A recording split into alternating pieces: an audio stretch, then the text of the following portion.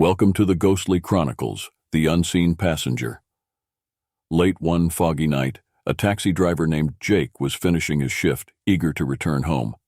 As he drove down a deserted road on the outskirts of town, his radio crackled with static before a chilling voice whispered, "Pick her up." Jake shivered and turned off the radio, chalking it up to interference. Just then, through the mist, he saw a figure standing by the side of the road. It was a young woman in a white dress, her face pale and eyes wide with fear. She looked like she desperately needed help. Against his better judgment, Jake stopped and rolled down the window. "Do you need a ride?" he called out. The woman nodded silently and got into the back seat. She gave him an address in a barely audible voice, her eyes never meeting his in the rearview mirror. As Jake drove, he couldn't shake the feeling that something was wrong. The woman remained eerily quiet, her presence filling the car with a sense of unease. The fog grew thicker, and the road seemed to stretch on endlessly. Finally, they reached the address, a decrepit old house at the end of a long, overgrown driveway. The woman stepped out without a word, and Jake watched as she walked up to the house and disappeared inside. Relieved to be rid of the unsettling passenger, Jake noted the house number and drove away, eager to put distance between himself and the eerie encounter. But as he glanced in the rearview mirror, his blood ran cold. She was sitting in the back seat again, her eyes boring into his.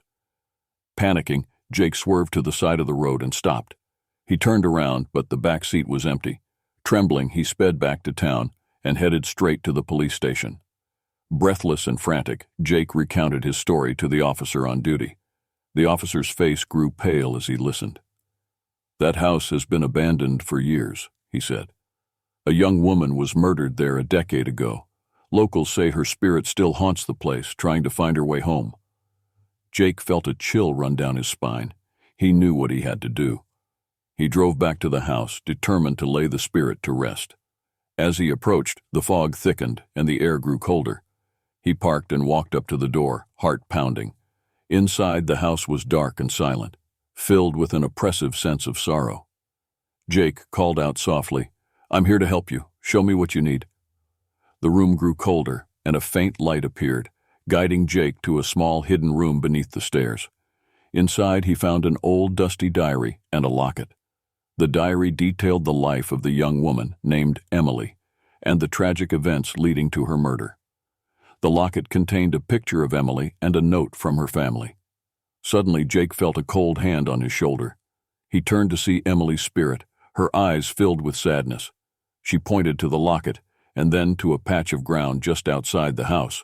Jake understood. He took the locket and went outside, digging at the spot she had indicated. Soon, he unearthed a small box containing Emily's belongings, including a letter from her family apologizing for not protecting her. Jake gently placed the locket and the letter back into the box and buried it again, saying a prayer for Emily's soul. As he did, the air around him grew warmer, and the oppressive feeling lifted.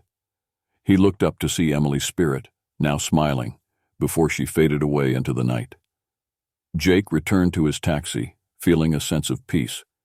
As he drove away, he glanced in the rearview mirror one last time. The back seat was empty, and he knew Emily had finally found her way home. Please like, share, and subscribe.